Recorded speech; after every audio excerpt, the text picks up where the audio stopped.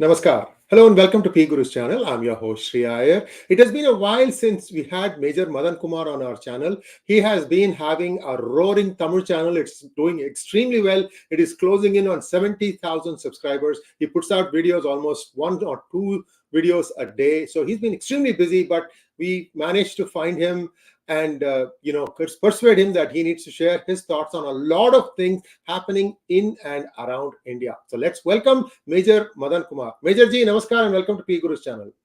Namaskar, sir. Namaskar. Jai Hind. It's been a pleasure. As you said, life needs a lot of adventure, so I ventured into farming. So this Wow. literally pulled me up. It's a tough job. I realize it's a tough job. Thanks to all the farmers who keeps us, fed. Yes, sir. We can go. Wonderful. I can see that you're not able to run these days. So we Yeah, will talk absolutely. I about don't find time to run. that. We'll talk about that offline. Yes, sir. Major, Manipur. Let us start with Manipur. We thought that things were subsided, and now again, after about a 2 weeks hiatus, things are back on a high level. Now the BJP ministers' houses are being burnt down. People are also saying that one side is building up bunkers very close to where some fertile land is there, which essentially means that nobody can go and cultivate there. Since you brought up the topic of agriculture, there has been a lot of talk about who's there, who's doing it, who's aiding it. I'm also hearing now Nagaland, it is spilling into Nagaland also. So kind of give us a good idea of what's happening, sir. Take it away. Definitely, sir. If you see the demography of Manipur, on the northern side, it boundaries with Nagaland. Southern, it boundaries with Mizoram.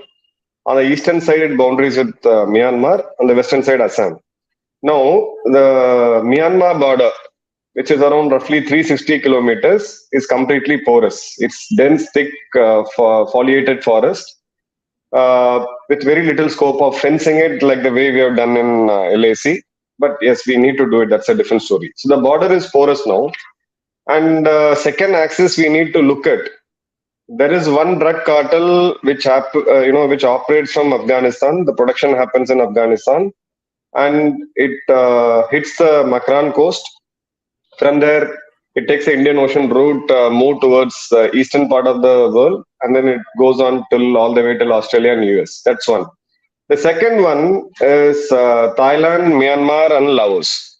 So this is a very, very important drug axis, which this particular axis triangle alone contributes to almost 45% of the world's poppy seed cultivation. So that's the base of the drug. Now, this boundary with Myanmar is where we need to look at, because at the surface, it all looks like it's an ethnic conflict, two tribal communities fighting between each other. So let's decipher it. The main reason which has been portrayed is that that's a fight between Kukis and Metis. Metis are the people who live in the mainland, and Kukis live in the highland. And one is predominantly Hindu, another is predominantly a Christian. So the Metis have filed a case in the court that they also need that scheduled tribe status, for which the court said directed the state government to act and to submit a report within 90 days. Then there was a solidarity march by Nagas and Kukis put together of Manipur. And then the entire violence, rioting, torching the houses, everything started. That's the first phase of violence. But just logically, if you see how many government vacancies exist in a state of the size of Manipur, hardly a population of 35 lakhs, if we are made to believe that for that particular reservation, one community is fighting vehemently and other community is trying to resist it, that's not the case. Here, it's a huge drug mafia. It's a huge, unimaginable drug mafia and also timber mafia, both ways. So one way, the forest is getting cleared. We all know it's famous for a very expensive timber, those areas of Myanmar and Manipur. And second is poppy seed cultivation, which happens in the dense areas of the jungle, which borders with Myanmar. Now that's the production hub. Myanmar becomes a transit route. Around a dozen of terrorist organizations operate from Myanmar. Now, unfortunately, we don't have a democratic government there. It is ruled by a military, and the military doesn't have enough strength to dominate and control their population in this particular area, which is the Western Myanmar side. Now, what the military has done is they have outsourced the security of the place to the local militant group, who in turn pay some taxes. There is a transaction which happens. So there is a parallel government which exists in terms of taxation. So the most notable one is the PLA, People Liberation Army, which which we are very active in Manipur, which was put down. There is a resurgence now.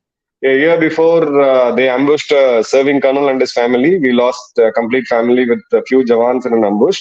Later on, Indian Army went behind them. Just last month, almost majority it was from PLA. 48 of them were shot dead, and this operation went on. Now, there is a Congress MLA, Kongujam Ranjit Singh. He raises the issue of drug mafia and drug cultivation in this. There are two things to it. One, we are losing our very valuable foliage. We are losing our forest cover. Second, drug usage. It's not only about the production, it's also the usage. That is being widespread in this area. So the Congress MLA raised this point in the assembly. And the BJP CM, Biren Singh, he went on and announced War on Drugs 2.0. There's one which was done already, War on Drugs 2.0. This was announced a couple of months before, 3-4 months before. I'll just give you a small statistic. 2013 to 16, the total number of acres which were used for poppy cultivation was destroyed was around 2,000 acres. But in 17 and 18 alone, this rose up to 19,000 acres, which is almost tenfold. This pinches a lot of people. This pinches a lot of people in terms of their easy money. Especially all the politicians are involved. A lot of politicians are also involved in this, cutting across the party line. Now, when this 2.0 was announced, there was a coordinated operation between the local police and the forest rangers with the Indian Army. The Assam Rifles regiments have actively got themselves involved in this. And of the state of a size which has got roughly around 3.5 million population, there was a raid which happened in December 21 in Imphal, in a very busy marketplace, where just quantum of drug, I'm saying, 500 crores of drugs were seized, which includes heroin, brown sugar, and there are elevated painkillers, and the poppy, of course, the outcome of poppy. So imagine a place of that size. Even we assume that 100% of the population use drugs. Even then, it doesn't, match with the quantum of drugs which was caught. So this has become a transit point for this Myanmar, Laos, and Thailand axis of the drug cartel and the drug mafia, which exists here right till goes all the way till China.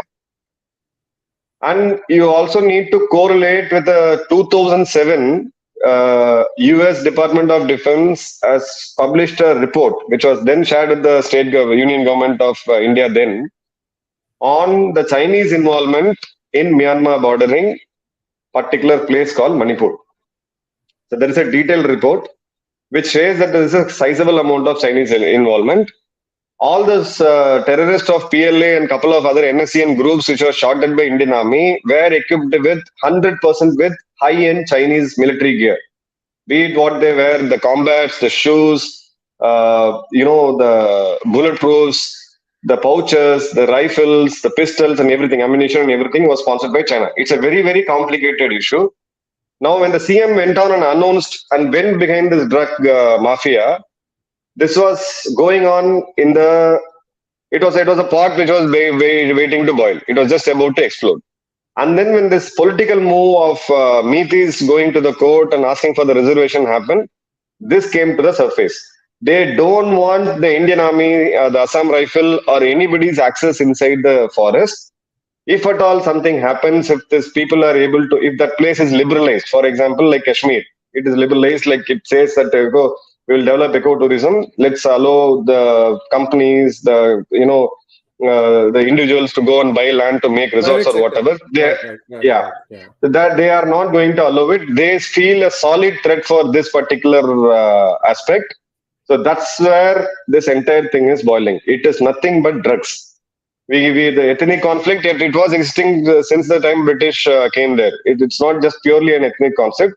And also there is a Rohingya infiltration in that. Rohingyas from Myanmar are dropped at their borders by the Myanmar army and by the terrorist organization. They are given a safe passage. From there, they enter here. They act as mules. They don't get directly involved, but they also work as a labor in those forests, and they also work as mules. Once they gain some money, and then they officially enter India, and then West Bengal is their most favorite place. They get legitimized with their infiltration. This is actually nothing but drugs in its simple term. Major Madan, where does Arakan army fit into all this? They are also part of this cartel. This is a huge mafia. It's transnational. First of all, let's not restrict itself with Manipur. It's a very transnational one, It is spread to and they Nagaland have. also now. Yes. It's spread to Nagaland. It is trans-border. It will eventually spread to Myanmar. There are issues in terms of drugs in Thailand. The price of the drugs are going up. We have a separate portal which monitors all this. There is a OSIN portal which monitors all this. So there is a severe shortage of supply after this raids all happened and war on drugs was put into place. Now they have a counter to the BJP government there. When this was when this was put across that you are clearing the forest and the poppy seed cultivation and the drug. So they said, okay, now you name all the politicians involved in it, including yours. It's not that it's one set of party or which is involved in it. So they are daring it, and they also want to project this as an ethnic conflict. It's a very, very simple logic. Most of these Kuki tribes and Nagas, they live in the hills. Most of the Metis, they live in the plain. Now, if you have to go do a ransack or, you target somebody, it is easy to do in the plains rather than the hills. Now, the army, especially the Assam Rifle battalions which are deployed in these areas, are facing a wrath of these people. 3 days before, there was a mob of almost 1,000 people who tried to enter the regiment, the army battalion's cantonment there. It's a camp. So army has to retaliate. Now, there are only two options left. A presidential rule has to be implemented in the state, and army has to be given the AFSA.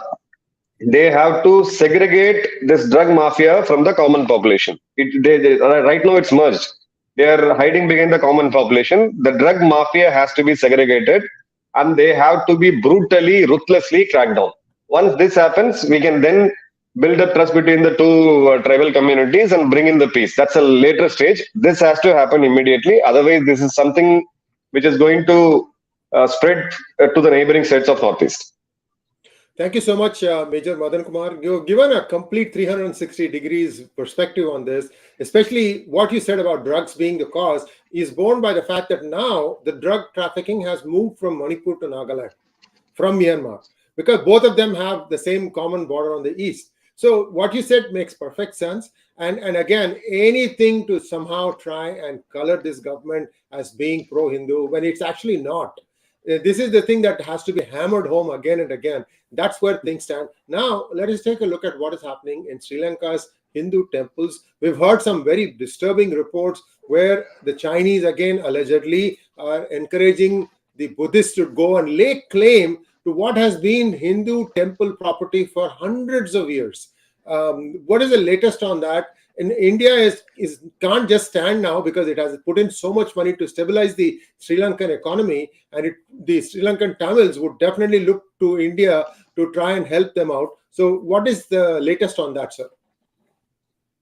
So there is a systematic design, a nefarious design of destructing Hindu temples in Sri Lanka, and that too temples which are 1,500 years and beyond old.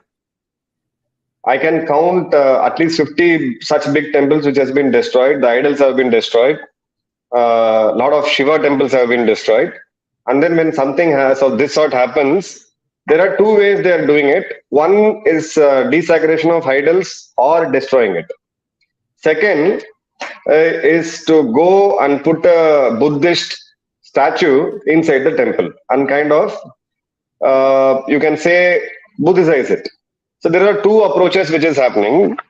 So they have, now the first one is done by the proxies, not by the government itself. The government or the Sri Lankan army or people, they don't get involved in this. It's done by specific proxies. Whenever such cases was raised, the standard template which is getting used in this particular country is that there is a mentally ill person who had done this. They And do it after in 3-4 Tamil Nadu days, also. yeah, absolutely, They absolutely, do it in Tamil absolutely. Nadu also. So mentally ill person, he's able to go inside the temple. He identifies the statue of Shiva. He's able to destroy that. I don't buy the story, but this is what has been happening. Now people have the Tamil Hindus who are there in north and east have come to the streets and they started fighting. They started protesting, and there was a massive protest which was done in the month of Feb and also in the month of May in Lanka, that we need to save our temples. Now, the second design is the official version where they go and put a Buddhist statue inside a temple or in the temple's property. How this is done is there is an organization in Lanka which is called the Archaeological Department, which we have in India. We have something called ASI, Archaeological Survey of India. So they have an archaeological department. Before 2009, the Elam Civil War, there were a lot of individual lands. Tamil Hindus had huge amount of lands. They are landowners. So all this land were taken over by the Sri Lankan army, obviously to make it as a fighting base area. Now the war has been over. There are multiple times where orders have been passed that this land now will be returned to the legitimate owner basis the revenue records. A lot of hundreds of court cases are still pending in Sri Lanka. Now, what they do is the army doesn't hand over this land to the concerned individual. It is not a public property, it's a private property. The individual owns it with all the legal documents and revenue documents. Now, the ASI comes and, not the ASI, the Archaeological Department of Sri Lanka comes and does a survey. And then they say that this place is marked as a protected area. Now, individuals cannot claim ownership on this until or unless we finish the survey. Now, they start digging and then they come out with some stories of Buddhist presence there. And then overnight, because all these places, if you see, the entry is guarded by either by the Navy or by the Army, or sometimes even by the Coast Guard. People don't have free access to reach the temple and do the agamas and pujas, which any temple will do it at least 5 times a day. They have been allowed on very, very specific days of Hindu festival. So they go and do it there. So in the meanwhile, when there is no access to it, they go and put a Buddha statue there, stating that the army has the legitimate rights to do their worship. So we don't have a Buddhist temple there. So we have put a Buddhist thing there in the archaeological department's area, not on the individual land. Now this is the official design. I'll just give you examples of Ranil Wickremesinghe is supposed to be a most social reformist and a forward-thinking leader, which he has been projected. In the last election, which was held in Sri Lanka, one of his poll promise was, I will build 20,000 Buddhist vigragas in North and East. North and East has less than 3% of Sinhalese population. It doesn't make, so it's obvious that they were waiting to do this. Any party which was more vocal in doing this were trying to appease the majority Sinhalese that we are going to do this and we are going to completely Sinhalese this country. But unfortunately, this COVID hit them with their all great practices of organic farming and the Chinese loans. They went into bankruptcy, and then India gave a loan of $3.8 billion. We recovered them. Now, once they have stabilized, their tourists have started coming in.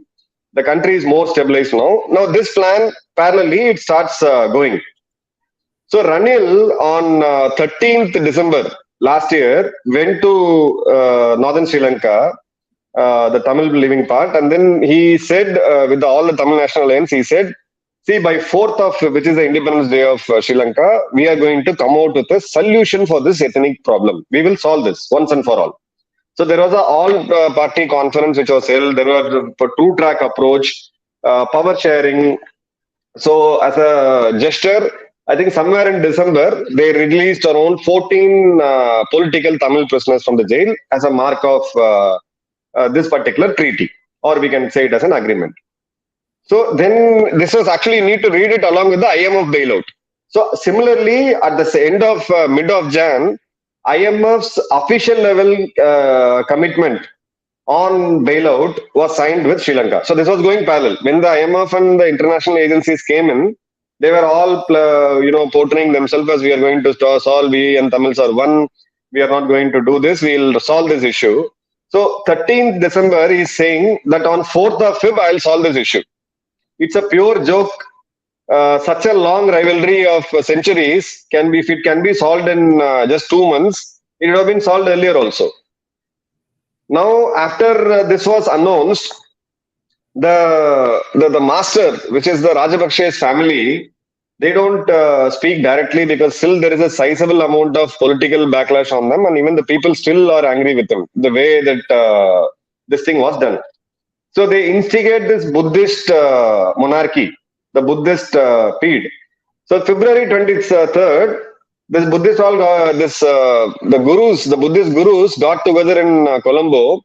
They burned the 13th Amendment, which was signed between Jayawardene and Rajiv Gandhi, then way back in 79. So that is the base document of which this ethnic conflict will be settled once and for all. So that was burnt. And later, when their GSP status was in question by the European Union, they again kind of downplayed this entire incident. So there is another MP called Kumar Tunga, who's an 𝙒𝙧𝙤𝙤𝙤. 𝙒𝙧𝙤𝙤 is an extreme Sinhalese party, extreme far-right Sinhalese party, which is headed by this guy, who's nothing but a sister concern of SLPP, which is Rajapaksa's party. So he went on record and said this nonsense of 13th Amendment should not be agreed. It should be immediately removed from the Constitution. The Constitution has to be amended. And he went after Ranil for sacking the professor who was, I forgot his name, a professor who was heading this archaeological department, who was doing all this singalization of the Hindu areas, which is out in Sri Lanka. Now, this guy went on record and said, we are not going to tolerate this nonsense. Look at the Ranil Wickramasinghe is turning his head away from the thousands of sacrifices which the Sri Lankan soldiers have done. So it's been clearly given a ethical and a political color and a religious color as well. So, what people, I can personally share these photographs with you. Very, very disturbing. I don't want to put it to the viewers. It's very, very disturbing. A lot of my friends from Jaffna, a lot of my friends, the people who are settled abroad, have shared me legitimate, authentic proof for this entire thing. I have also passed it on to the concerned people. So now it's high time the major security and energy provider, the rescuer, India. Then comes the country called Japan, US, EU, and IMF. It's basically India's responsibility to save our people there.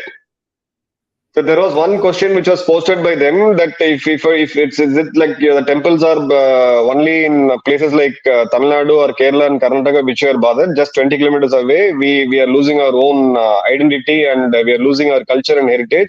Doesn't it bother you? It's a very, very legitimate question. I think our foreign policy towards Sri Lanka, when we give that such amount of money, help, aid, and investments, this thing has to be very, very clear. If something of this sort is going to continue, I think India has to really need to relook at our security policy. It's not that I'm a religious maniac who support this particular thing. It's not that. Any demographic change in the northern and the eastern part of Sri Lanka will pose a very, very serious threat to India's coastal security. Yes, indeed.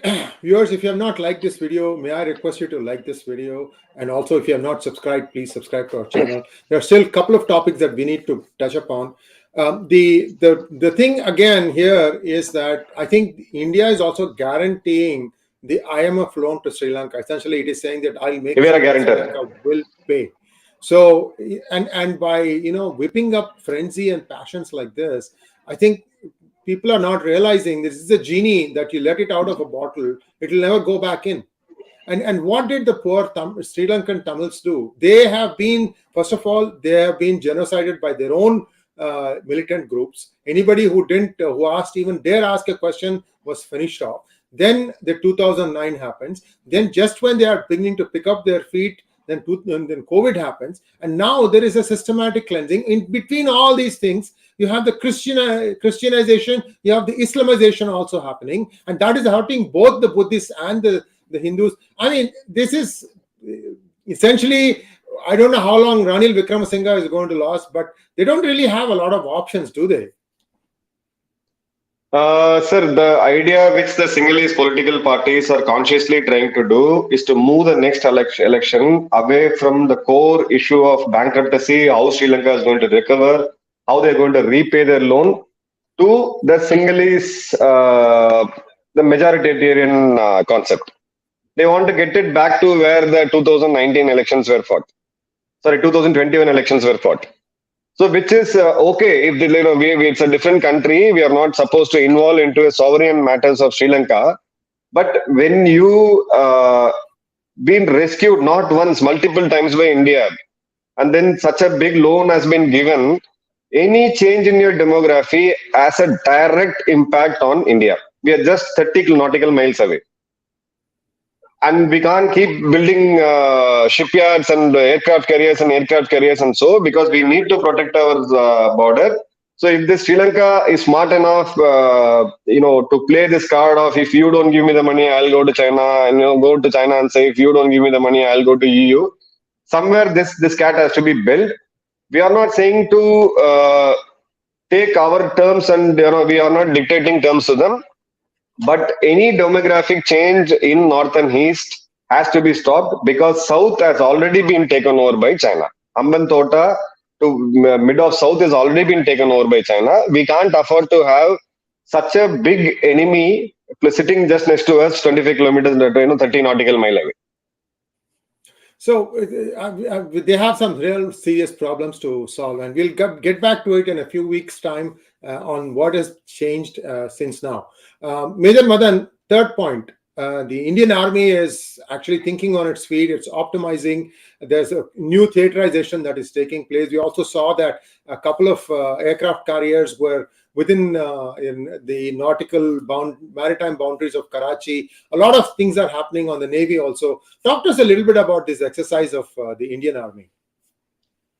Sir, as you said, a lot of things are happening. We need to have a separate show for this. I'll just share the crux of it. Yeah, naval exercise, I think one of the speakers had spoken in our channel.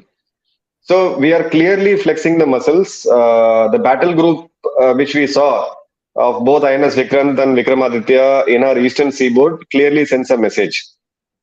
So till date, there is only one operation which was launched on Pakistan during a hot war, which was Operation Trident way back in 1971. Which was a very limited and a very nascent stage which Navy launched it. In fact, it gave the big blow to the Karachi port. But now we are saying that we are going to flex our muscle all the way till Gulf of Oman. And if we read our press release very clearly, similarly, Air Force has done a long sortie. There is a 8-hour, this thing by Sukhoi 30s. It did a war gaming. It did an exercise. I think it went all the way till Gulf of Oman. The flight time was almost 6 hours of excess of 6 hours. The amount of stress and training the pilot has to undergo, he can't go for a nature call. A lot of mental stress goes on the pilot. He absolutely has to focus on the mission. Yes, concentration. So the mission has been validated really well. Situational awareness. Situational awareness. Yeah. Similarly, we did one on the eastern seaboard where Rafales were taken off from airbase in Ashimara, West Bengal.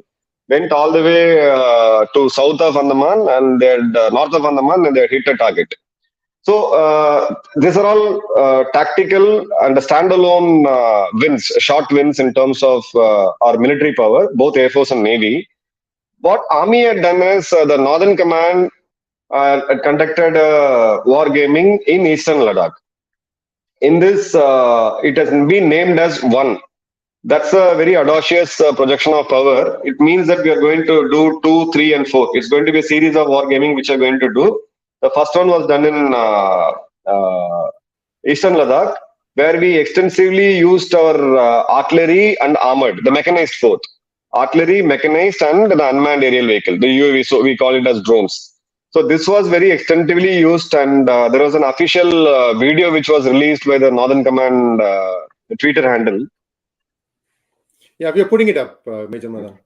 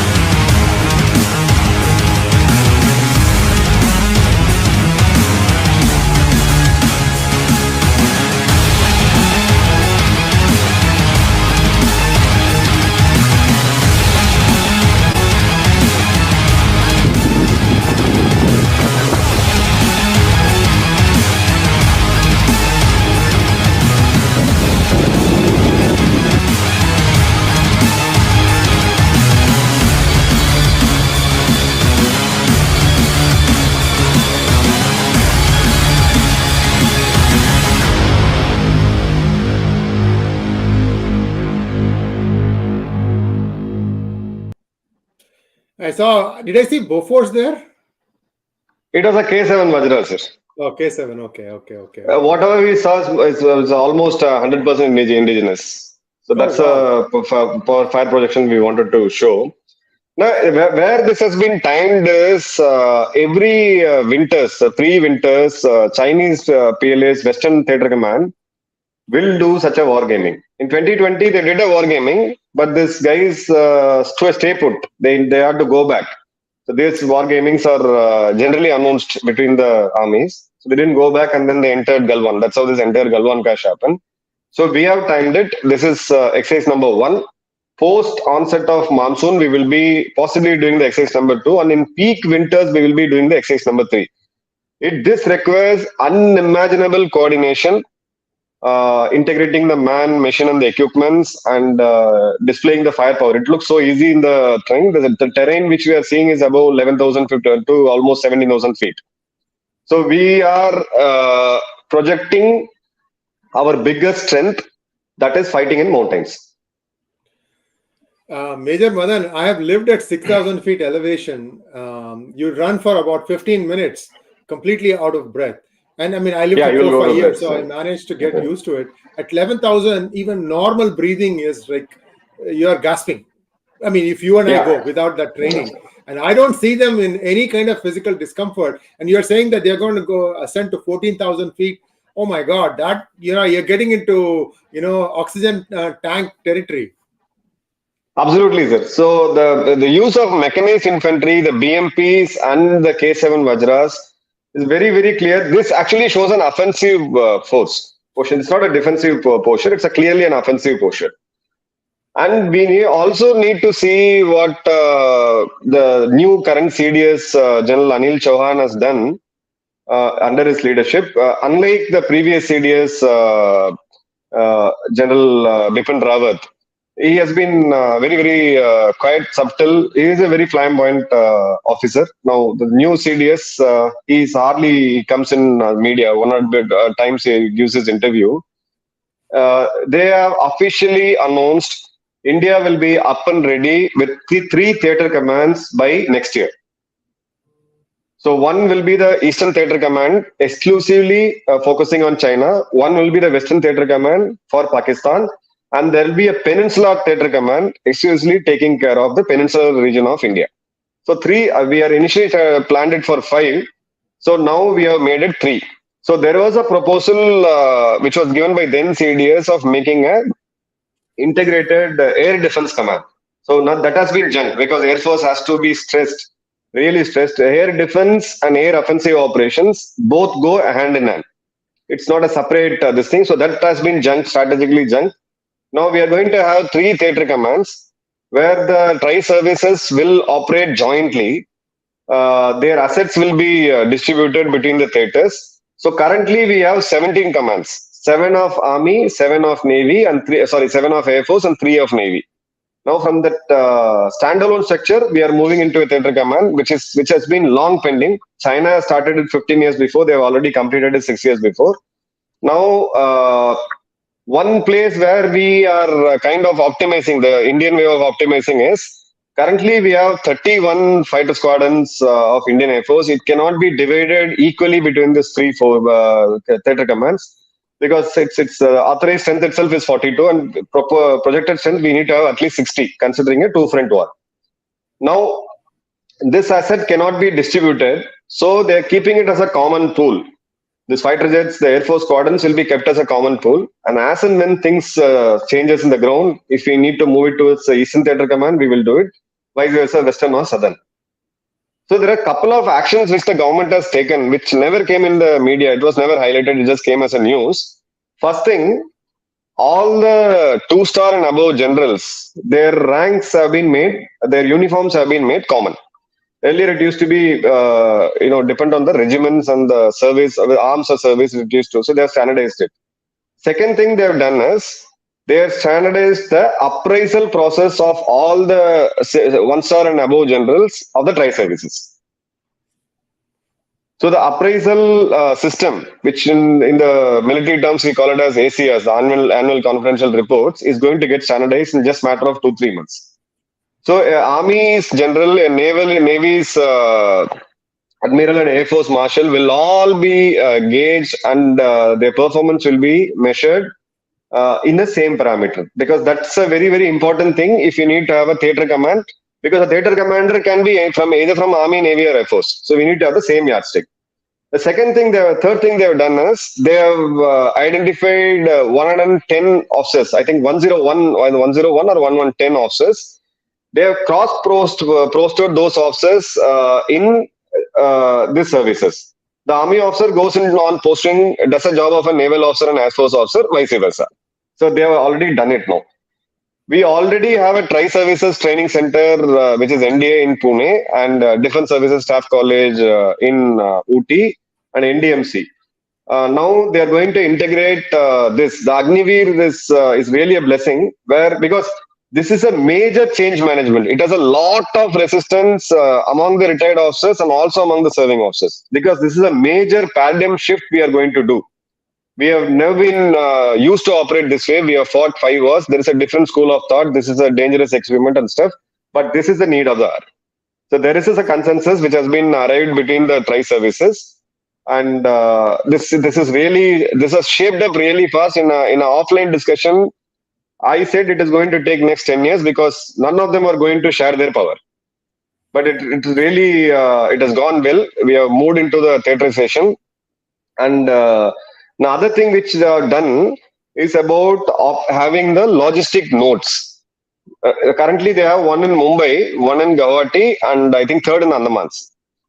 What this logistic node does is the tri-services have their own logistic nodes. Like Guwahati will factor for the entire eastern and northeastern India.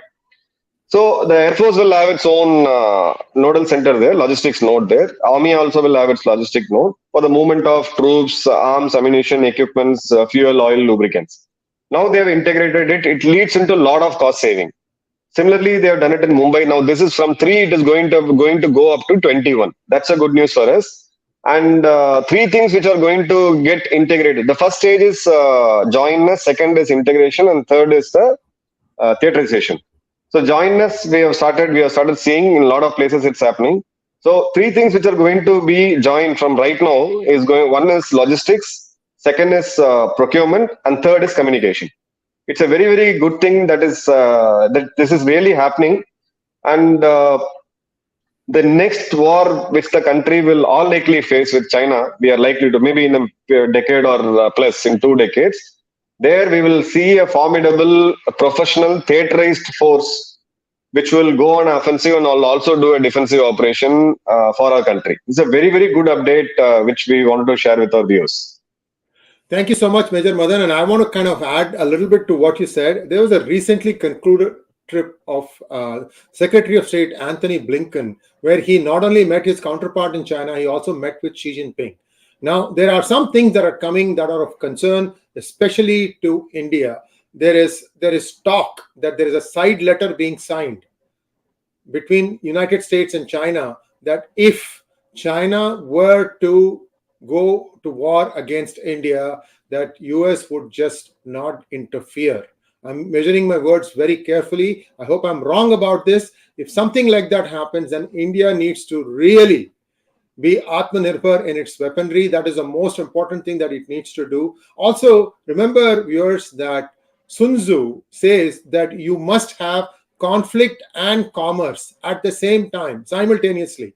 This is what China follows. I hope whatever this news that I heard is wrong, that US is also playing the same game back with China, so that in case something like this happens, they can say, oh, we didn't say anything like that, and come to help India, because this is not easy. India has still not taken down any networks inside China.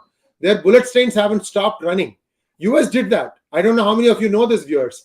US did tell China that we can penetrate your secret stuff, then we can mess with your bullet trains. It happened 6 months ago. There's an Elmer Yuan video. You can take a look at that to understand that. But long story short, Atmanirbharta, especially in terms of what India needs to produce for itself, as well as to defend for itself, this is the best way to go forward.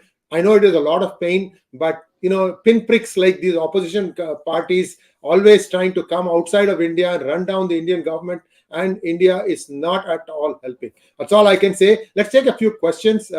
Major Madhan, big revelation today. Let's take some questions and then we can wrap it up. Yes, yes. Rahul Rathod wants to know, should India carry out airstrikes and special ops inside Myanmar to disarm militants and drugs cultivation centers which are creating disturbance in Manipur and throw refugees out? Your view, sir. See, we have already, Rathod sir, we have already done one surgical strike way back in 2015. Our special forces went inside and we cleared a good amount of these hideouts and infrastructure. But currently, we need to look more inwards. We need to sort this terrorists who are there inside, and especially the drug mafia. Once it is done, they will eventually run away towards Myanmar. Then possibly we can think of an action which is specific to Myanmar. And as far as refugees is concerned, it's a very big issue. We just say that we need to throw them out. I'll give you one simple example. Almost 70% of the industrialized states like Tamil Nadu, Karnataka, Kerala, not Kerala, Tamil Nadu, Karnataka, Andhra, Maharashtra, and all these places cannot. The cops. It's not that I'm blaming the cops. It's a fact. It's a reality. They will not be able to identify who is a Bengali and who is a Rohingya. This is a brutal truth. You need to identify them, then you pick them and then throw them. Throw them is the third space. How will you even identify them? They have a clue, zero clue about it. Our Home Ministry has to do something. These officers and police of the states, especially the industrialized states, have to be trained in identifying who's coming from West Bengal, what's their dialect, how does a North Bengali speaks, and how does a Assami look. We are clueless. We are clueless about it. As far as people down south are concerned, anybody above Madhya Pradesh is a North Indian, or anybody above Andhra is a North Indian. Similarly, the way people from North looks at it, anything beyond Vindhyas is like, they're all Thambis, they're all, everybody is same. It's a joke, but the serious fact is we are not able to identify. We even don't have a count of how many infiltrators we have inside our country. Next one, please. Reality is hard to digest. Why aren't we having Kaveri engine, thorium development, indigenous subs, hypersonic, air defense as national missions? Please invite Dr. Bharat Karnad. He says we have serious holes in our security system. True patriot, we are just chest thumping, to be honest. See, developing an engine, we started way back in 1983, if I rightly remember, the project called Tejas. We cannot compare with the European Union, going ahead with their own fifth generation aircrafts like the Swedish one. They already had a platform. For us, it's ground zero. It's completely a plain sheet of paper where the Tejas design was built and then wherever we could achieve now. Kaveri, yes, we still are facing a major issue in terms of metallurgy. We are facing a major issue in terms of the design itself. And we can't wait forever. The armed forces cannot wait forever. The HAL cannot wait for the Kaveri engine to be, produced and eternally wait. That's why Prime Minister is going to US. We are asking for an 85% TOT agreement with the GE. Indigenous subs, you have to co-partner because that requires a lot of ecosystem. It doesn't come just from the sky. It needs to have a lot of ecosystem. We haven't done anything. Literally, this is what I would say. We haven't done anything in the past 60, 70 years. So this is the time we are building. So we have to do manufacture in India, make in India, and then take the expertise. The way we have done for T-72 and T-92 tanks. Earlier, we used to buy tanks from Russia. Now we got the technology, we build our own tanks, we build our own artillery guns. This is going to take some time. And thirdly, it is not essentially that everything has to be made in India. The technology, you need to have some technology, niche technologies where you have upper hand. The very, very specific one we have upper hand is our space. The 5 missile programs which we had, thanks to our father of the missile technology, Dr. Abdul Kalam Ayya, because of him getting the sanction of all these 5 missile programs, we have a massive edge there. So let's not undermine ourselves. It's not about we have issues. There is no every country has issues. I'll tell about China, which has got 3 aircraft carriers and they're building the 4th and the 5th one. Have you ever seen a single photograph of a 2 Fijian class carrier, the aircraft carriers together, which the Indian Navy has showed? They cannot. They have been trying it for some years. The latest OSIN photograph shows that they have developed a crack. So it's not that we are so weak. Yes, we are lagging behind and we need to move forward. Next question, please. Bharani Chandar wants to know, by the way, speaking of technology from US, there is one video of mine in Hindi with Aditi Tyagi, where I explain what is crystal blade technology, the crux of the engine that goes into F-16s. And why that is the most important thing. So if you guys are a little bit technology inclined, you can listen to that conversation. Also, there is a museum in San Jose called the Tech Museum. In this, Major Madhan, what you have is one hall is about recreating a sub. There's a tank of water, 1 feet, 2 feet depth, right? Then they give you these PVC plastic pipes, the ones that go into water. And with all these, you can make T-junctions and all that. And they tell children, 5, 6, 7, 10, 12, 13, that build a submarine. And they give you the thing. You can pour so much water, then it has to go underneath. And once you take out that much water from there, it has to come back and float. People spend hours. I mean, these are kids. They spend hours trying to figure out how to make a submarine. It's such a fascinating topic. What I'm trying to say is it's easy to say, why don't we do this? Why don't we do this? No, there is a lot of acquired knowledge that is needed. By the way, the first submarine that was deployed by the United States, you want to know when? 1860s. The South, they were actually going blind. They had no visual. And there were 6 people inside that submarine. It actually sank, but it did sink one northern ship, I believe. So that's the kind of experience that US has on submarines. I'm not saying others don't, but India started with the white paper. So there's a long way to go. But I'm glad progress is being made. Next one, please. Bharani Chandra again, is investing in armed drone a good idea? They make more sense to use in less congested airspace. What use will there be against Pakistan and China? Shouldn't we just develop fighter jets? See, you need to have varieties of plethora of armaments. Different. So we need to have drones are meant for that. Drones are destroyers. It's a disruptor. It's a disruptor in the battlefield. You use this, look at what Russia has done. They quickly got this kamikaze drones. Kamikaze drones effectively use a 50cc TS-50 engine, simply to put. The simple Chinese engine, less than a crore price. If it hits a hangar which houses a F-16, imagine the amount of price it has got. So it's a disruptor. Fighter jets are meant for something else. Fighter jets for your air superiority and air operations, followed by the infantry. You need all the combo of all this. So it's not that we are just looking at drones alone. These MQB-1 drones are bought for a very, very specific purpose of tackling certain Chinese maneuvers. We need to take on their rocket forces, which they have. They have a very sizable amount of a rocket force deployed in the Eastern Theater. So we need to take on that. This has been specifically bought for a very specific battle purpose. If you guys want to know about the Air Force and Army working together in a fanciful movie type, watch Border. It came in, I think, 2000, if I remember correctly. Yeah. I mean, set aside all the rhetoric, right? But you just look at what happens on the battlefield. It's a good one to watch.